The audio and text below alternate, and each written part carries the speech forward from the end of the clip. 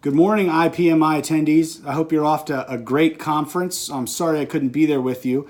I'm Tariq Bokhari. I am City Councilman in Charlotte, North Carolina, and I'm the founder of the Carolina FinTech Hub. And while I couldn't be with you, I wanted to relay a quick update from the city of Charlotte. We're the 16th largest city in the nation, and just give you 3 lessons that we've learned over the last year or two as it relates to e-scooters and scooter share. The first lesson in our journey here in Charlotte was government can't be the customer. The rider has to be made the customer. And I think that that's best kind of envisioned in the way we've seen some city rollouts across the nation and globe where it hasn't gone so well, where you see the headlines reading that, again, the carrier of the scooters and the governments are at arms with each other. And I think this happens too often when government kind of puts itself in the middle as the client. We've been very particular in Charlotte to try to not make us the ultimate client that companies like Bird or Lime or Spin or others are trying to appease and make happy. We want to be an important intermediary, but we want that rider, the ones who decide every day, I like the way this company does business, I like the way this company innovates, to be the ones who decide with their money, with who they choose on their app to ride with each day, to be that ultimate customer, because then the scooter companies themselves are looking directly at that user base with a lot of their R&D time and their expansion goals, not necessarily just at the governments who have the permits to hand out. So I think that's been a very important lesson we've learned in Charlotte. The second one is trust the market forces. And really don't try, again, this builds on that first one of allow the rider to be the customer. Trust those market forces and incentivize the desired behaviors you want with the carrot. And once again, one of the greatest incentive tools that we have in this space as governments is how we go about giving fees and pricing structures alongside the permits that we hand out for scooter companies to operate in our cities. So we focused on 4 areas that we really wanted to see next level growth, next level innovation in. And those are: 1, location. What part of town are these scooters parked in? Are they parked in the right places? 2, duration. How long are they parked there? This is really important because they're being parked in the public right-of-way, and we want to make sure we maximize the length of time that it's being parked there. Number 3 is placement. When it's parked in the right-of-way, is it right in the middle, or is it placed in a place that's ADA compliant, and it goes along the flow of what we're trying to do with broader mobility and pedestrian transportation in the area? And then finally, 4 is safety.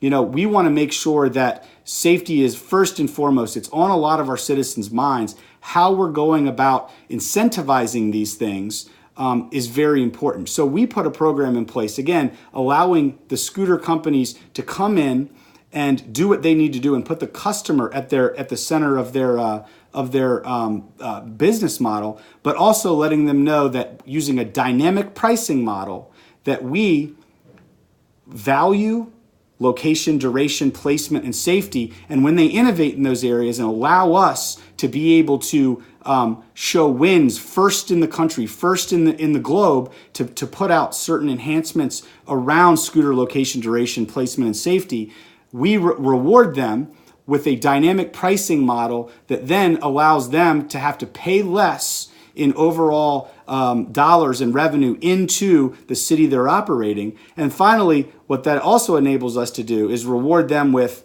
a cap, a dynamic cap, the ability for us to say, the ultimate rider is your customer. As long as you do these things and promote and innovate in those areas, and you have a 3-to-1, that's 3 rides per day per each scooter you have on the street, you can have up to a dynamic cap.